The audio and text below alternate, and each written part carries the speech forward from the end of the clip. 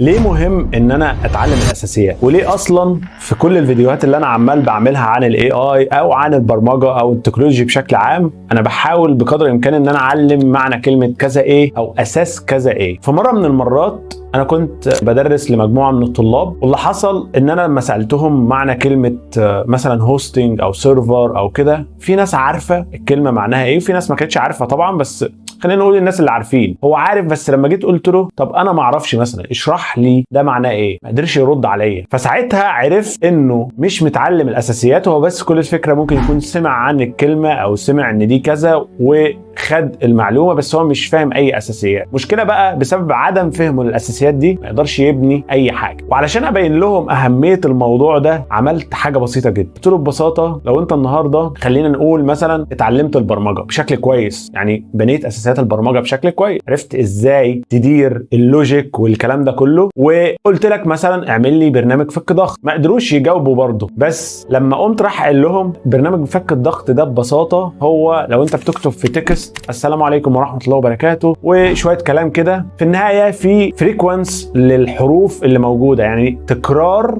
للحروف اللي موجوده. يعني مثلا حرف السين مثلا متكرر 10 مرات، وقمت راح جاي ايه عامل قاموس كده اسمه القاموس بتاعي، حرف السين اتكرر 10 مرات. قمت قايل حرف مثلا الالف كرر 100 مره، حرف مش عارف ايه كرر كذا، وعملت القاموس ده. بناء على هذا القاموس اقدر ارجع نسخه كامله من كل الحاجه دي، وفي نفس الوقت قللت حجمها. بدل ما كنت كاتب تكرار للالف 100 مره مثلا بقى مره واحده بس جنبها حرف او جنبها رقم 100. انا كده عرفت ان الالف دي اتكررت 100 مرة بس أنا ما كتبتهاش. ومن هنا فهم الأساسيات بتاعة برنامج الضغط بيتعمل إزاي، أو خلينا نتكلم على الجوريزم أو طريقة التفكير في الضغط بتتعمل إزاي. بدأت الناس تجاوب بتقول هعمل كذا وهعمل كذا وهعمل كذا في البرنامج. نفس القصة بالظبط، الأساسيات مهمة جدا إن أنت تتعلمها. اوعى تفكر إن أنت لما تبدأ مثلا في حاجة لو ما اتعلمتش أساسياتها هتلاقي نفسك إيه يعني تمام أنا هدخل بقى دايركت كده وهشوف الدنيا وهعمل مش عارف إيه والكلام ده كله. لازم تتعلم الاساسيات، مهم قوي. لما هتتعلم الاساسيات هتقدر تبني صح براحتك وتعمل كل اللي انت عايزه. اشوفك الفيديو الجاي في